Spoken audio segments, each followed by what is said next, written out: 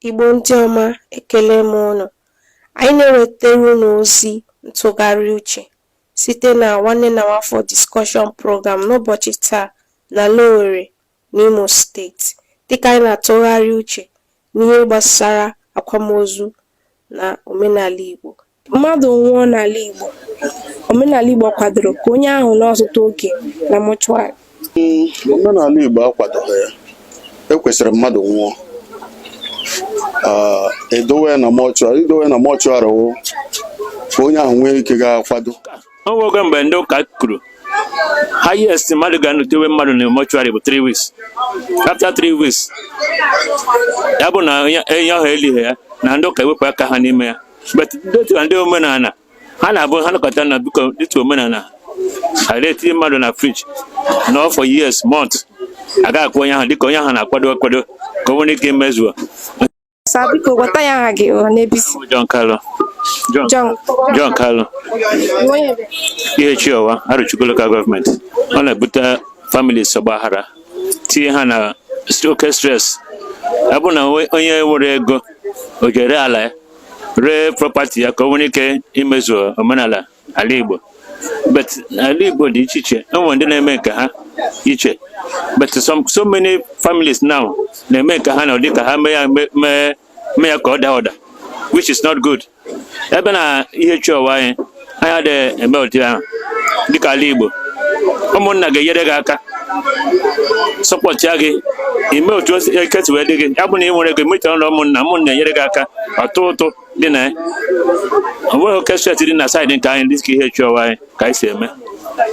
O nwoke mgbe ndị ụka kwuru highest mmadụ ga-anọtewe mmadụ na mọchụarị bụ 3 weeks. After 3 weeks, ya bụ na enye ahụ elighị ya na ndị ụka ewepụ aka ha n'ime ya.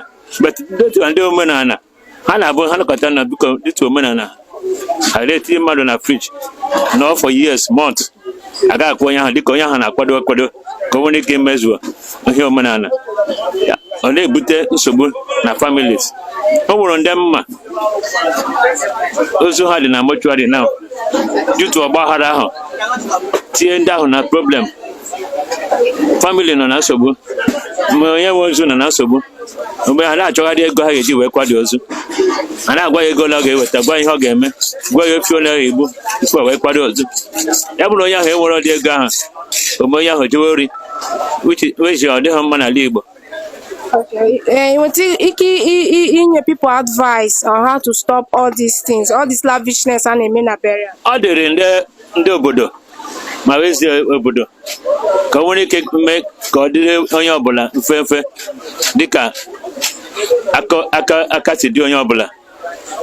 Na-ayọkọ aka ndị obodo mee ihe ga-adị mma so that ka o nwere ike bara onye ukwu nta bara onye uru nta.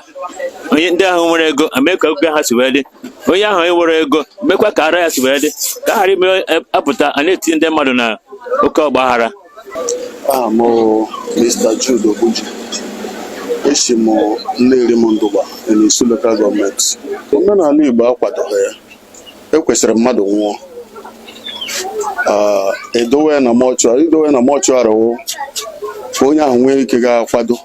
Kwuru ike dowe ihe ka month or 2 months ka onye ahụ nwee ike je kwado. Bet idowecha ka 1 year asọpọtụ nke ahụ, omenala Igbo asọpọtụ ụkwara ya ka ọ dọrọ mma. But idowe na 1 year ahụ ọkwa ego na-aga. Ka iche kpatara ihe mere ndị mmadụ na-eji ahapụ onye nke ha nwụrụ for years na mọchụarị? Sometimes ọ na-awa ego, ọsụsọ m na ha dowe ka ha chọwa ego eji eme burial. Sọbụkwanụ ka ha dowe ka ụmụnne ha ndị ọzọ na outside nwee ike lọta ezukọ mee dị burial. Sọm na-edowekwa ka ha gbakeri ala chọwa ego eji eme dị burial.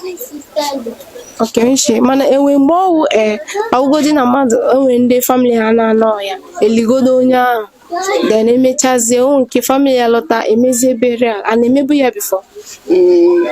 Oge mbụ o nwere ndị na-anwụrụ, o nwere ihe a na-akpọ mọchụarị ala. O nwere onye ga-anwụrụ rutu otu o siri dịrị ndị ahụ, asị ka eligodi ya emezie ka agbakeri ala mee dị burial. Oge a kwadoro o nwere ndị na-eme Okay. onye ọbụla na-aga mọchụarị. O nwere ndị na-adị ndụ sị na ha nwụọ na-etikwara ha na mọchụarị. Okay, so onye isi na ugbu a na ihe a na-aga na some people na-eji ego, family na-eji ego, onye nke ha nwụọ aga gbajiwe ego ọ rịwa ala, ọ dị mma? Mụ ha sọpọtụ ya. Ọ ka mma na onye ya nwụrụ ile kapasiti gị mara nke ị ga-emenwu gị ime. Ị gaghị ejere na onye a mere otu a gị gara ala. O nwere ike ala ahụ ofu ala fọrọ ọnụ ya ndị onye dị ndụ ga-eji aba uru ụna agara eji mebere ya bikọs ihe ọla eji mebere ya wụ ihe fụrụ nkịtị onwe gị na-anọ ya. Okonshi ugbu a na ele advice na-enye ndị Igbo gbasara ihe dị ụtọ? Advice m na-enye ndị Igbo wụ onye ọbụla mara nga aka ya ha ya konye akpa ya. Ị gaghị ekwe ma onye a esi nna ya nwụrụ o gburu na maten gị si ka i jere wali enwe imechazie las gị regret ya so ọ baghị uru.